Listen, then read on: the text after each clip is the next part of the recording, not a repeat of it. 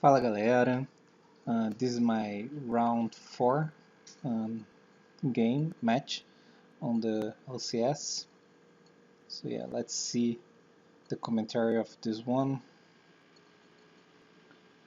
Um, I think this guy is like top 5 on DB with another account, but I knew that.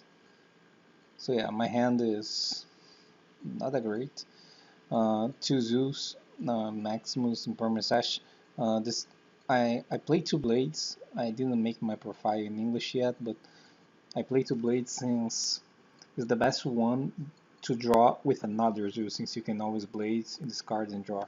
I'm aware of the fact that uh, it's kind of risky sometimes to go blade, effect, and go gamma or ogre.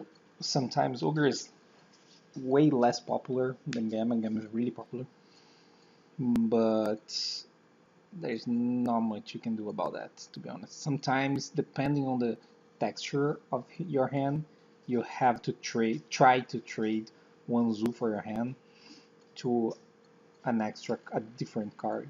Depend on how your hand is. For example, if I go first with this hand, I probably need to try to trade this whiptail to another card.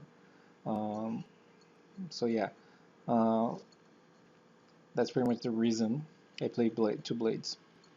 So the good thing about this hand is that I do have those two.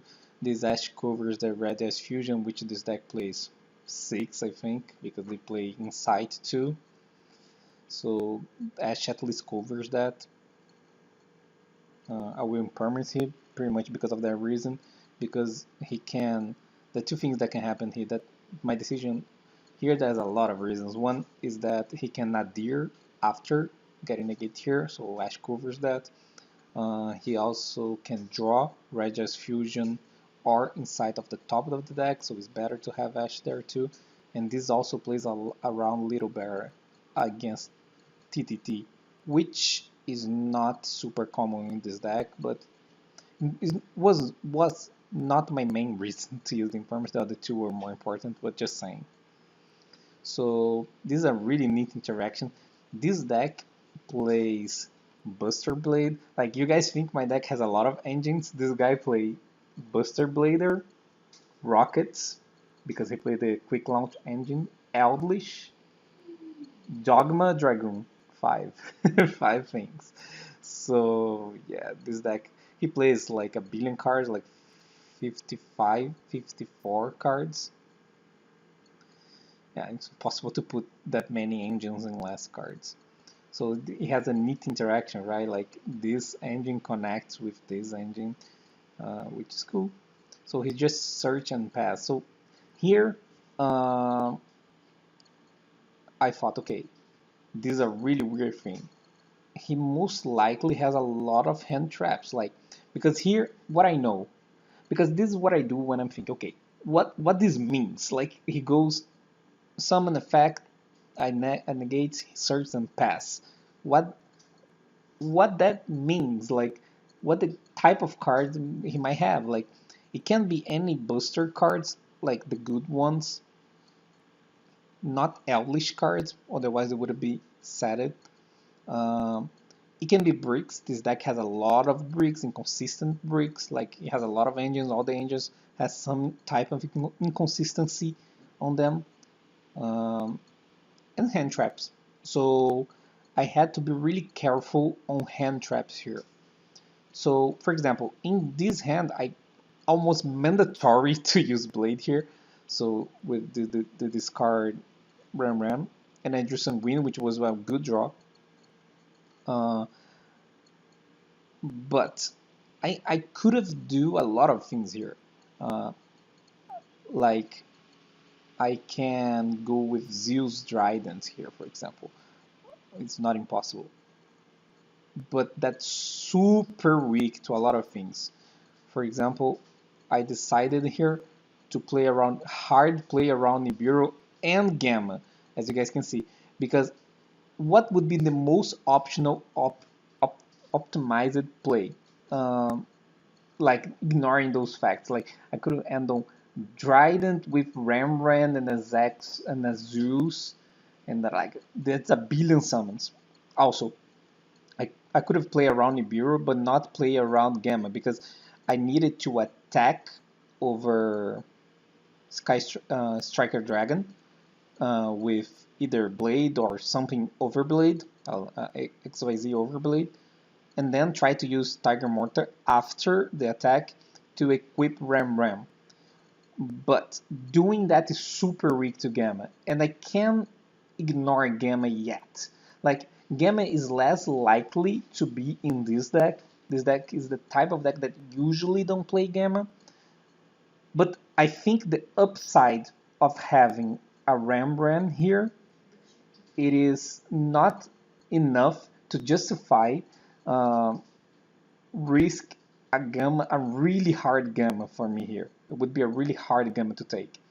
And there is no way to kill this monster and have the run over this, under this, right? So that's why I did this, and I play around Nibiru.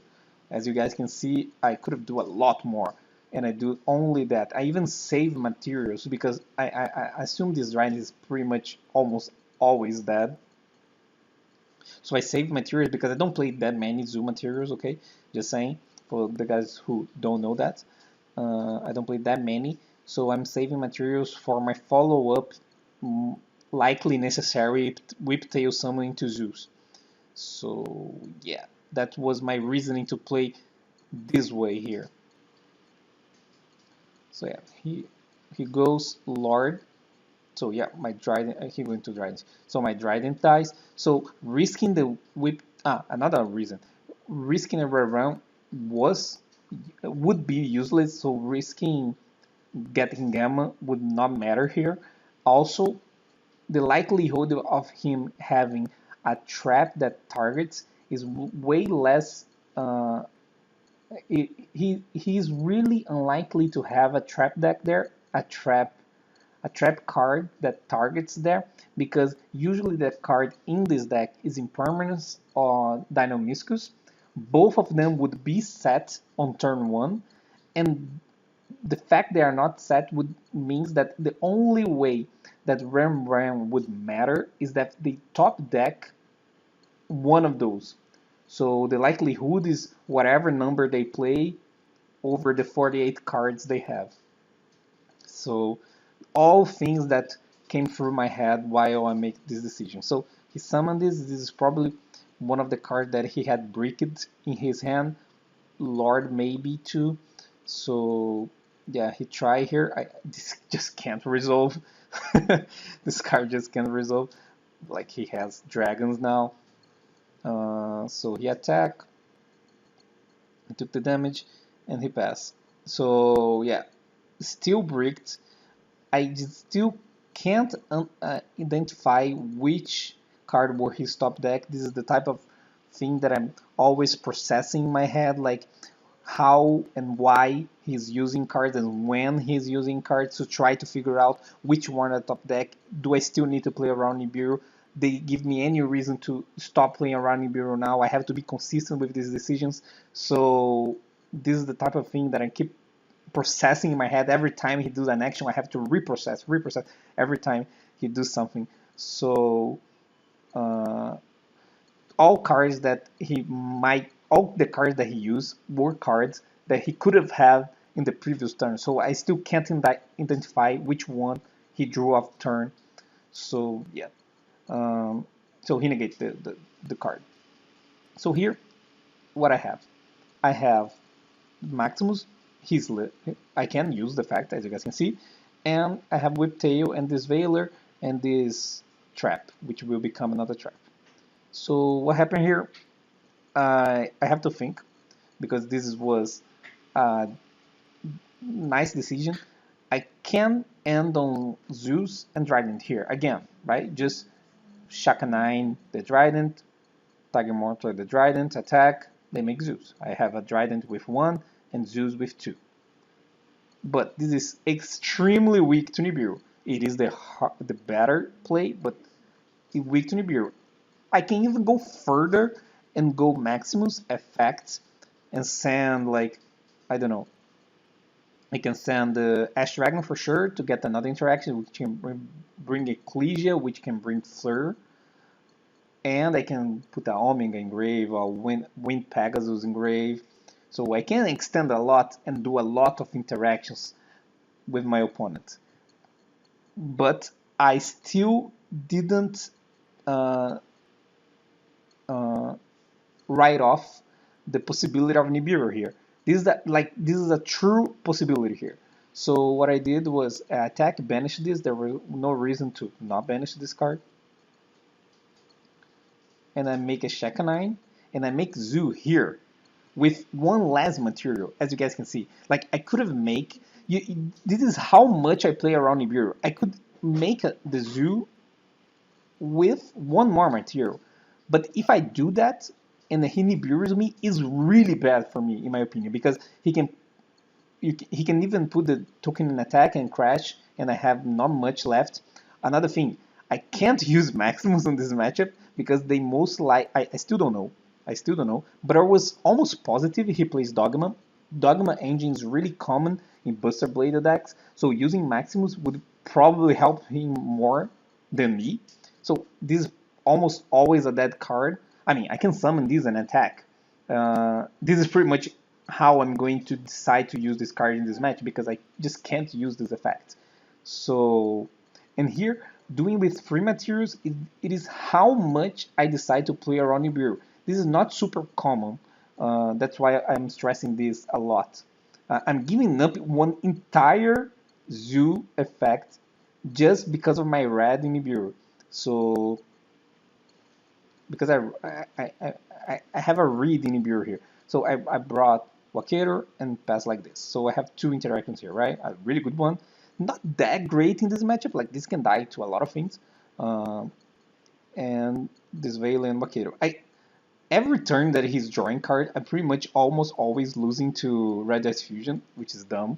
But like, not much I can do about this. So he set one card here and used the Lord, which I'm fine with. I have the Zeus.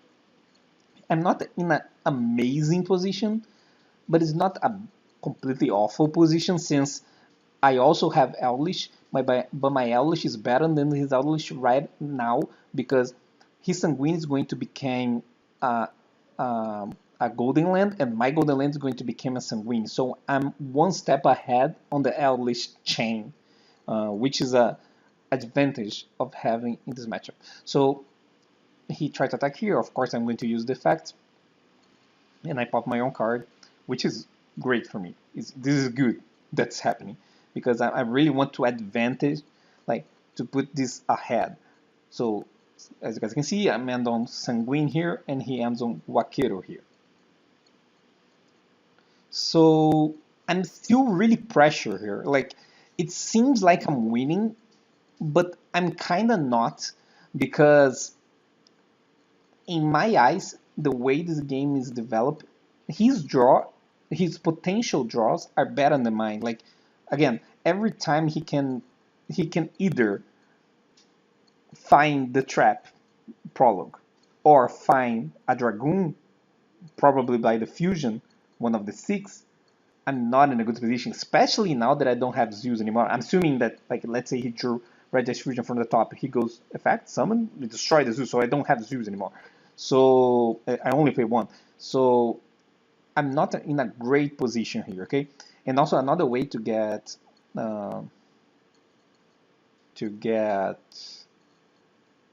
Dragoon, it is by Anaconda. So this is another possibility here. So I feel like I'm pressure here. So he got the Wakeru, yeah, and that happened. A Dream Permanence wasn't that great. Like, it is kind of the same as Veiler. It's not the type of card that I really want in the situation, especially because the card that are hurting me, I'm not super affected by these ones. He already used 2 of them, so yeah. So here is another interesting decision. I decided that my best way to win this game would be force him to use the Wakeru now, because if I make enough damage on the board that force him to use Wakeru to not die, that means that his lord doesn't have an easy thing to send to grave to summon itself to kill one of my cards.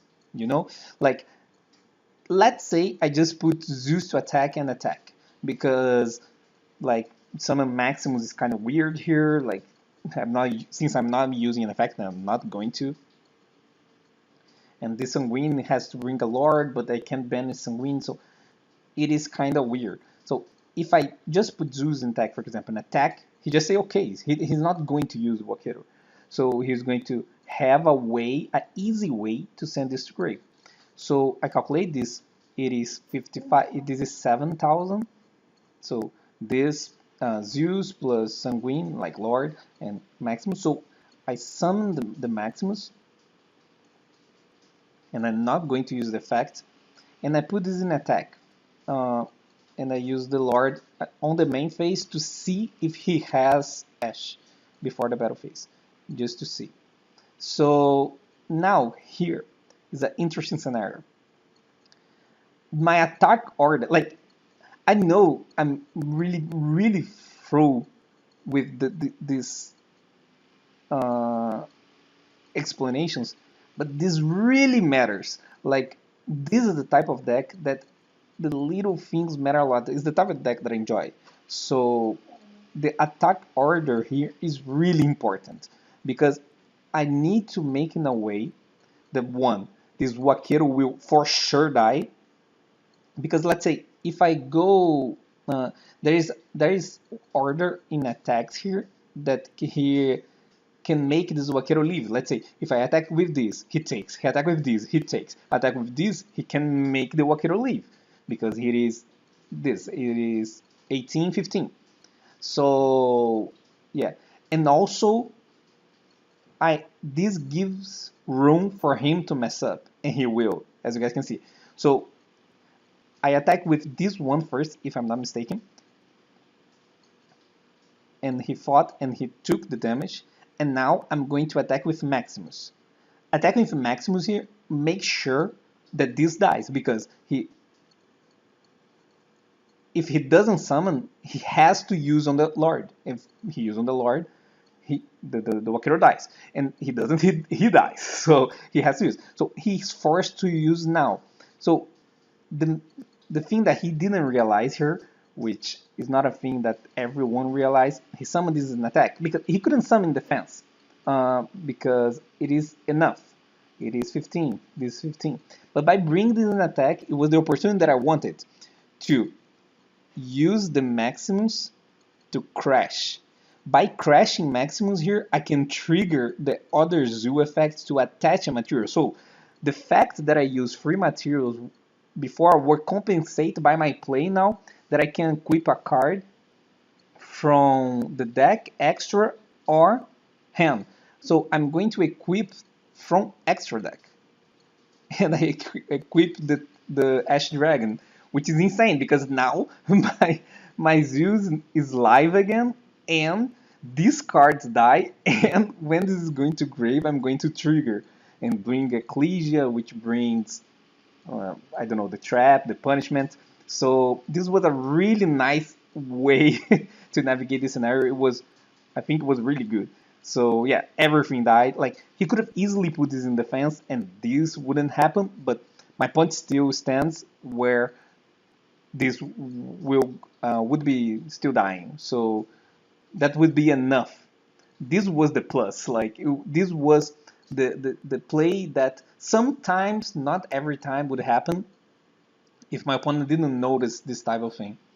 So yeah, that happened, and that was really defining. So he couldn't use on the end phase because he used now. I couldn't as well because I use it now. So yeah, this is probably his draw phase. He would have used this before. I decided to use Impermanence because it was the one that is on the board since it conflicts with Zeus. So I negate that. He summons Veiler, probably trying to go for Anaconda or Access Code. I don't know if he plays Fiber into Access here, but it doesn't matter because when he summons that, I use the Zeus and I won the game. I would have won anyway because I had Valor, but I mean, it was really cool.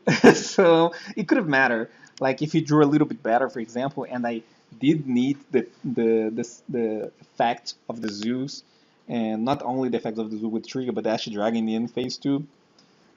So yeah, that was a really clean way to navigate that, and I really liked it. It was a really showcase of how important micro decisions is in Yu-Gi-Oh in general, but especially in this deck. So yeah, he summoned this. I drew. Oh, okay, my hand. So I drew Conquistador, which is okay-ish. Like in this type of matchups, even drawing one random Elvish card is not awful. Not amazing, okay, but especially th- those ones. It's better to draw Sanguino Land, of course. But yeah, Nadir I have a one card something, and I have 3 hand traps. Hand traps that are good in this matchup, right? Impermanence, Vela, like Vela Impermanence are not amazing, but since he plays Dogma 2, they're not bad. And Crow is good because it stops the trap. But yeah, I'm still going to Vela this. It doesn't matter. So he used that, get the Sector Launch, use the effect. Uh, Use the fact I'm not. There's no way I'm in permanence that. I don't know if, because if I'm permanence that, he goes for Anaconda and I'm like destroy if that happen. Um, these are really nice interaction again. Like it connects engines and that's really strong. This is one of the best selling points of this deck.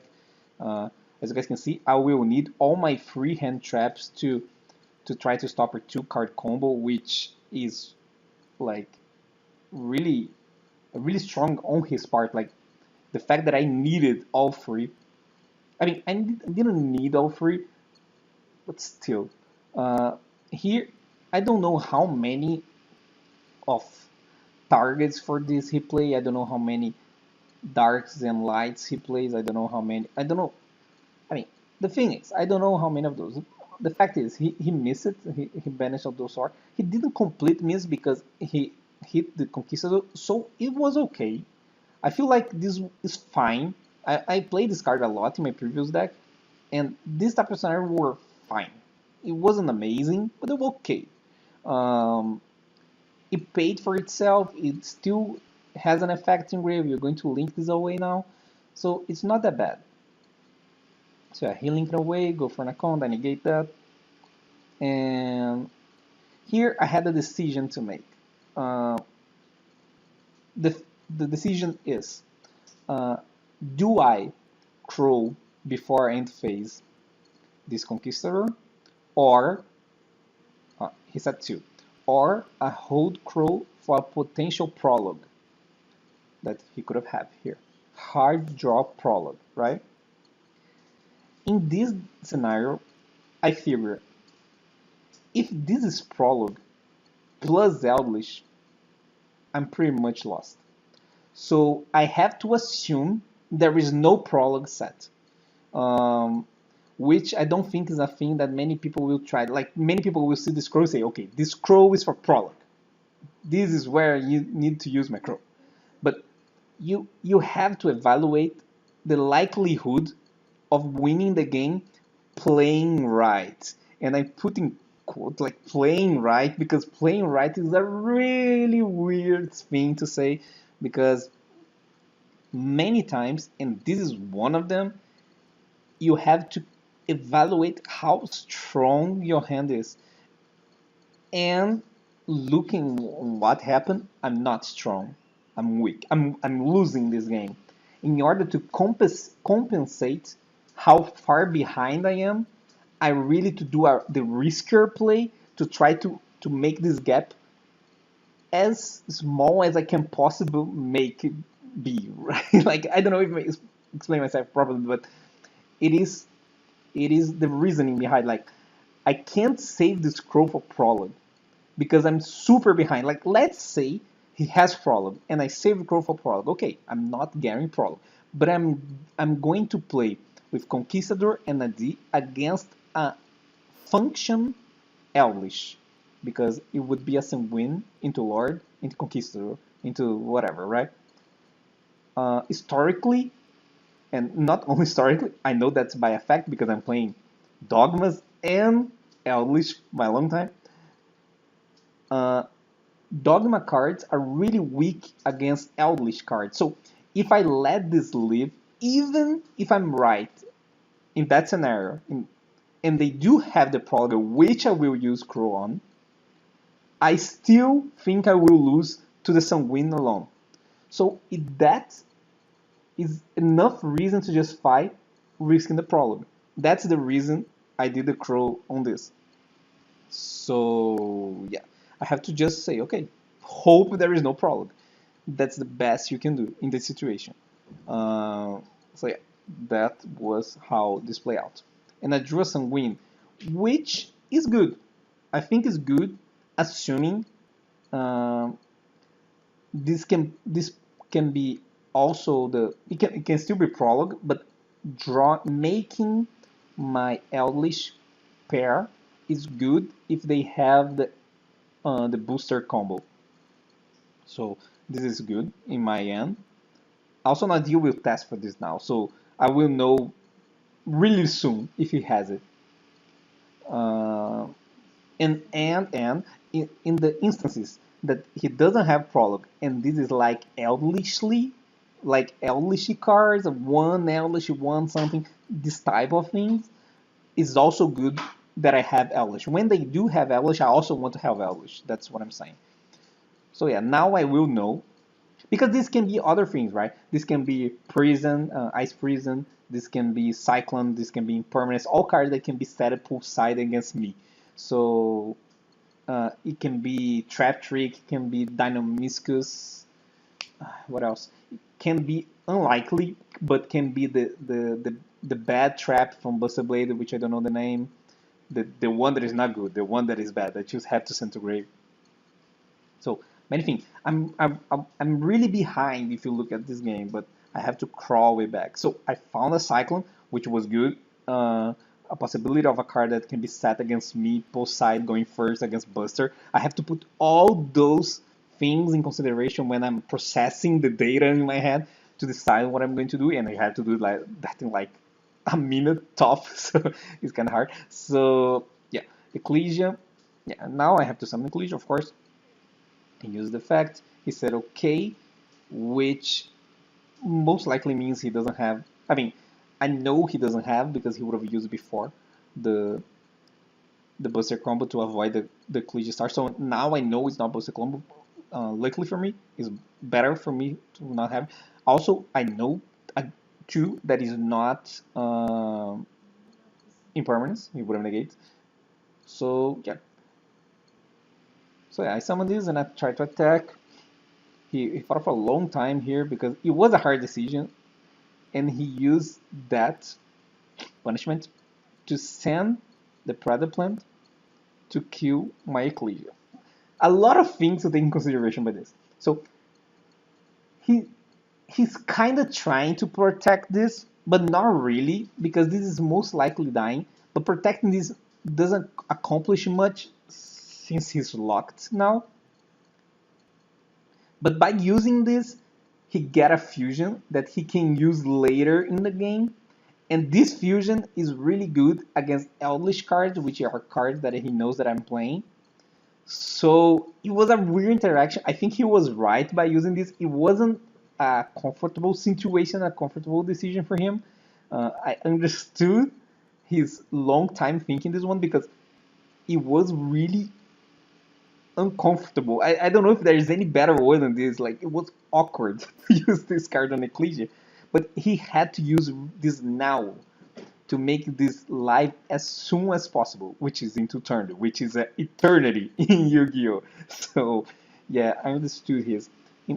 Luckily for me, I had the pair and the punishment, and I'm not even forced to use on this because he's locked, right?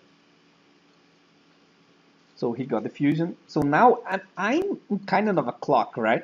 Because uh,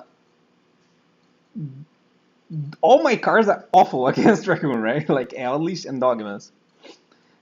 Especially the way it is. Like the cards that I want are Zeus against Dragoon. So he banished 2, summon that. I kill that. Yep, I killed it. He changed attribute for no reason. I don't know why he did that. So here I had another decision. I could go for game. I can. Okay, there's a lot of things to say here. So I can punishment in the end phase and send Astro Dragon and try to kill him. Like send Astro Dragon, bring Ecclesia. Uh, no, I can't kill him. I remember now. I can't kill him because I set out Maximus. So and I can't summon Fleur because I'm going to kill the extra deck monster. So I have no way to kill him. At first I thought about trying to kill him, like ignoring the set and go punishment here, send Ash Dragon, which bring Ecclesia, who can bring Fleur, for example. But I can't summon Fleur, so it has to be Maximum. But I don't have Maximum because I set it out because he plays Dogmas, as you guys can see. So all that made me think about the situation. Also, this can be a prologue with top deck, and I was really scared of this situation. So I'm put against a wall here. Like I know a fusion he's in, and I know this can be a prologue. And if it's a prologue, it's really bad for me. Uh, fusion alone is awful. So really awkward situation for me now. And also by using this, I will be locked into extra deck. I can use extra deck. So yeah, I decided to use it. I think I decided. Uh, yeah, I use it and kill the face down because it was prologue. I think I insta lose. That was the conclusion that I came. That I would have insta lose. There were other cards it could be. It can be Trap Trick. I don't know if he plays, but it can be Trap Trick. It can be Dynamiscus. Other cards that could hurt me too, not only prologue. So it was one of the worst scenarios, which was that Owlish Trap. So yeah, he's just banished and set one. And the Drew Veiler, really bad top deck. So now I know I'm getting Dragoon, right? So yeah, I know I'm getting Dragoon. So I'm like, okay, this is not good. I attack and I banish, bring the Wakero, and I think I pass, right? Yeah, I pass. He summons the Wakero, and I'm in not so good position here, as you guys can see, right? So he's going to fusion, and I know this is going to happen. Uh, he sent two. He had a breaking hand. I was glad to see he sent one for hand. That was really good for me. So he uses Dragoon and both, and I really want to know this for sure. Like I've seen judges saying you don't take the 500 with Dragoon killing this type of card, the traps, and sometimes I saw they saying that it's do burn, but I said okay, whatever. So I took the damage, and I really want to know if someone knows for sure if it burns or not. Let me know. Uh, I've seen both ways. Uh, so yeah, so I'm down for 200. I decided I can't use it. By the way, I can't use Wakero here because if I use Wakero here again, if I use any card, he's just negated a die because it would be more damage. So yeah, I banish and bring Sanguine. And I was thinking if I use Wakero in the end phase or not, and I didn't. Now I needed to draw Azul. Like it was my win condition, and I did. That was uh, luckily for me. It was I just needed to draw Azul, and but the way that I played this entire game gave me the opportunity to be lucky. That's uh, I could have been losing earlier. Like I was really behind this whole game, as you guys can see.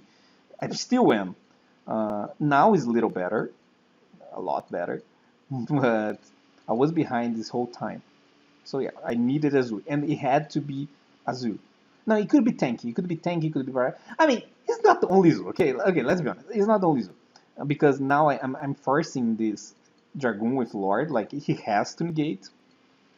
Zui was one of the best ones, but it's not only Zoo. Only Zeus. It can be Zoo, Tank, Barrage, Nadir, Ecclesia, even Even what's the name? Fleur de Lis. Yeah, Fleur de Lis can crash because it doesn't. It gained no attack so far, so it can crash. So I had some outs, okay? It's not super lucky. Okay, yeah, so I drew a zoo, and there was a lot of outs. Yeah, but I didn't need. I needed a good card here. I definitely did. So yeah, a little bit lucky here, but uh, yeah, Zoo. It was really good. I went for, of course, Zeus. He already negated, right? And this card like put this deck on the whole other level.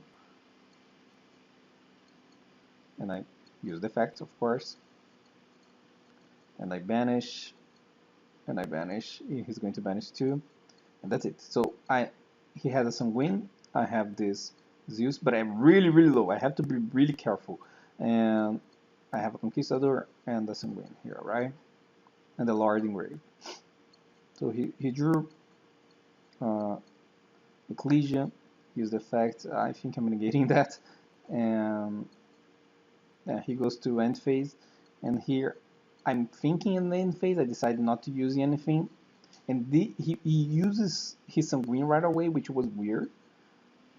But then when he uses Sanguine here, there was no way for me to not kill him, right? So yeah, I think I use those now, and I can reset my traps. I mean, I can't reset this one because my, oh my god, this is fast forward, because my, I have no, what's the name? Uh, Scarlet Sanguine left. But yeah, it's still way enough for game here. And that was it. Like, this was a game that I had to come back from really low life points and a really unfavored scenario. I have to make some assumptions. Uh, this this is a good way to represent a game where you can't play normally. This is where you need to identify how far behind you are and say, okay, I have to make the riskier play here to try to compensate how far behind I am. And this is why I use the crow. I think that was crucial, crucial decision. I had to use crow on the Conquistador he milled with this Kill Ruler. And that was crucial. If I play normally, trying to save my crow for his prologue, I could have easily lose this game. I think I would, because his Elvish plays would be live way earlier, and I would have had the crow for Elvish play at some point, but it wouldn't be the same. Um, yeah, so that was a good game. Yeah. And the game one was the crash one, right? The crash from Maximus into the Vaquero was really, really cool because it makes use two materials with Ash Dragon. So yeah. So till the next one, bye.